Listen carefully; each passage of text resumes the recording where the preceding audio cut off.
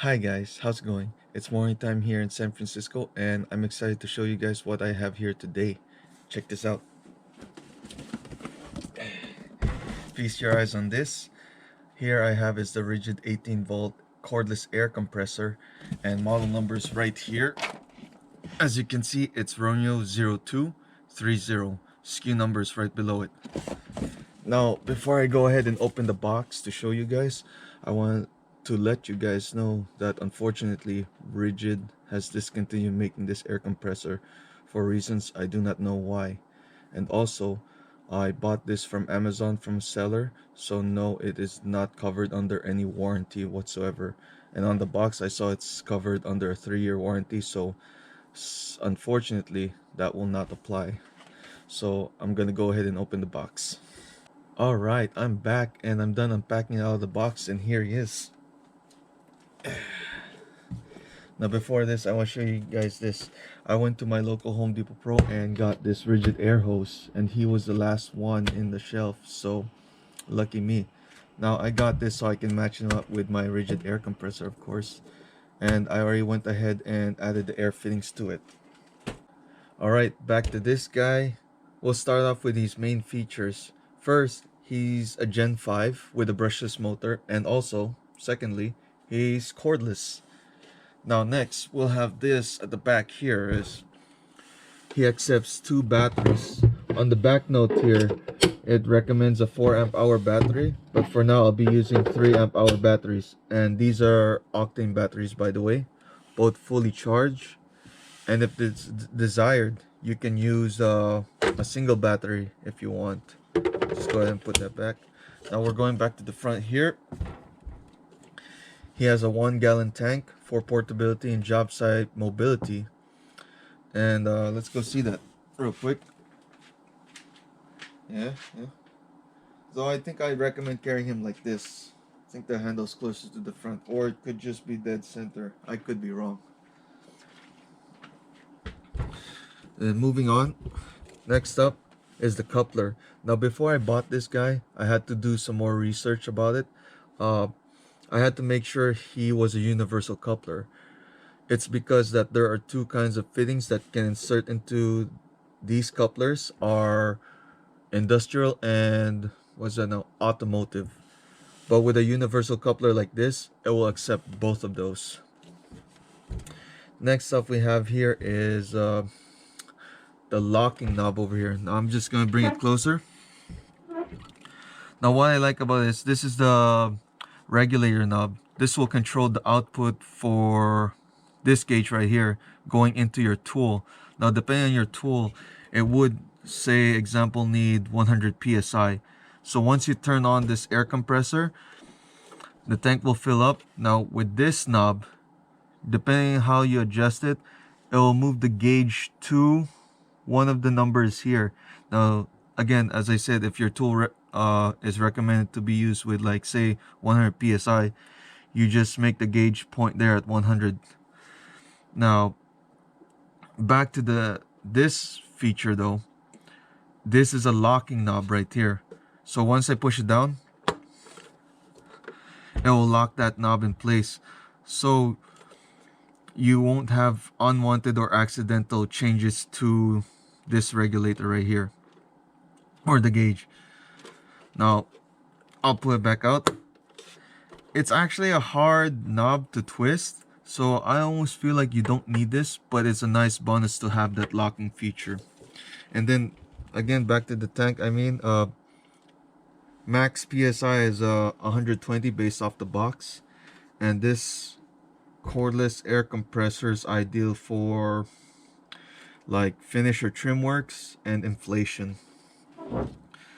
On the box I read it, you can use it for all the other pneumatic tools that RIDGID has to offer, but I can only assume it's not good for prolonged use. I mean, you could, but you'd probably have to wait here and there when in between the tank fills up and whatnot.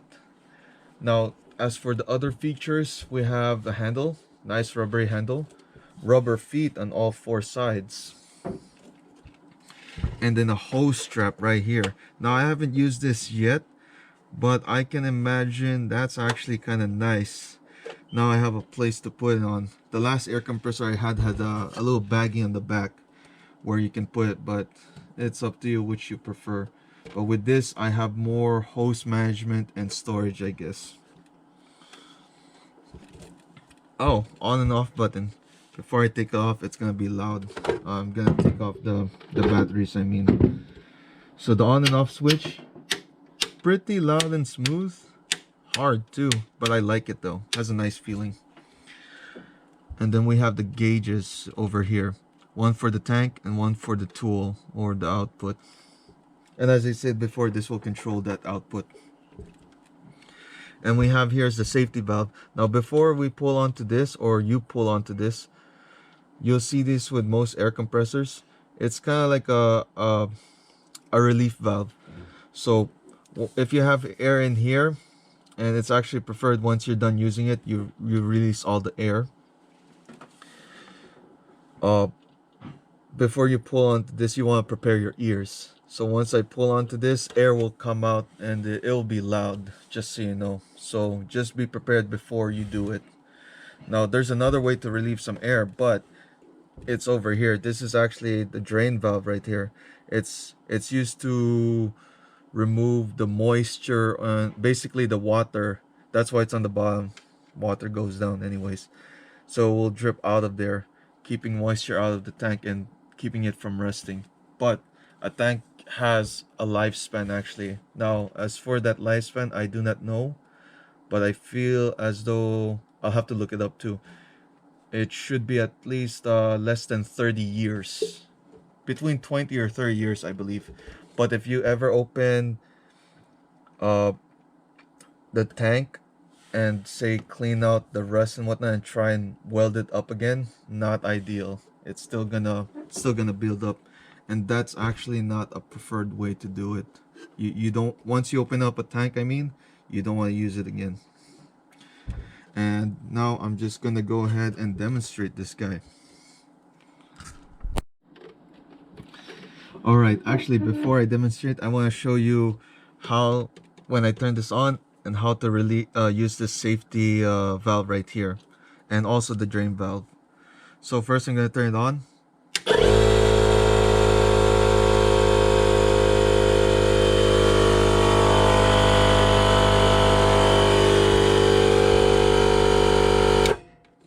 Now, I'm going to prepare my ears. I'm going to pull this pin right here.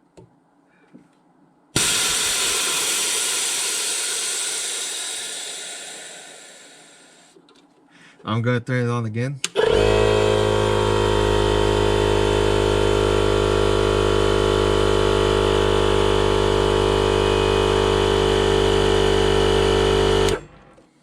Now, this is also going to release air, but he's actually designed for the moisture and water, basically. So I'm going to prepare my ears again. Actually, I'm going to take this off. And yeah. Wait, no.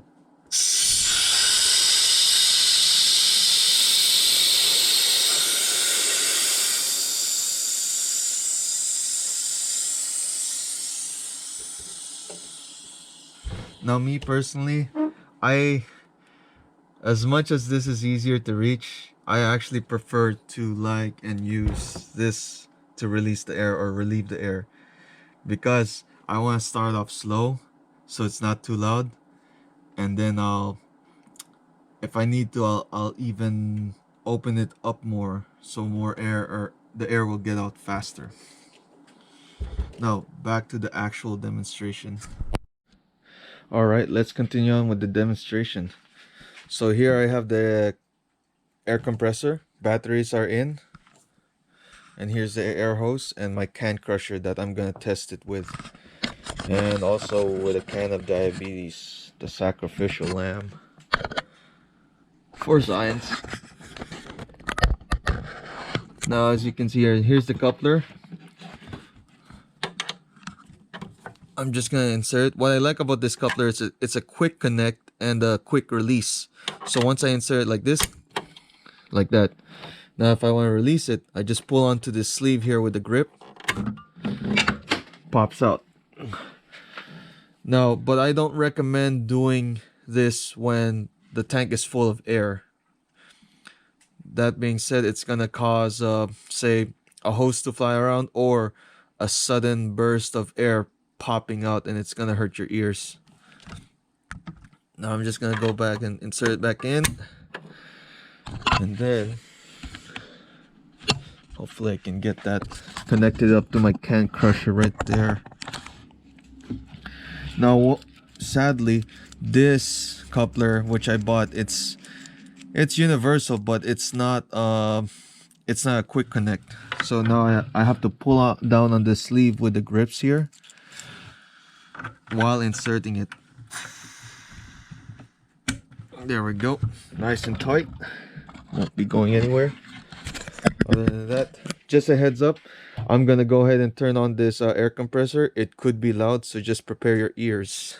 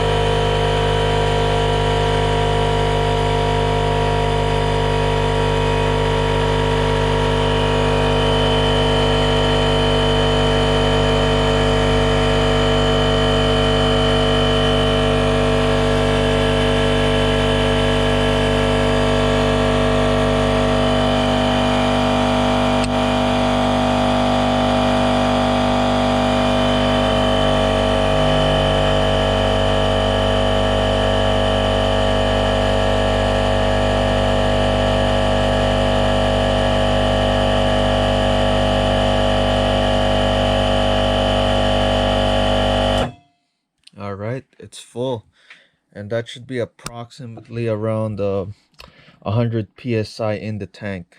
Oh no, that sounds wrong. But either way, tank is full. So now I want to show you how the regulator works. So right now I have it up all the way, if I'm not mistaken. Nope, not really. But if I control this by twisting it to the left,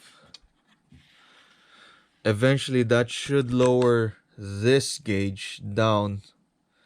I just want to bring it down to the 100 psi just to show you how the regulator works. Sooner or later. Oh, there we go. Now that's just gonna slowly creep onto 100 psi just because I wanted to. And then the minimum psi the can crusher works is 100 psi. So let's go ahead and test this guy out.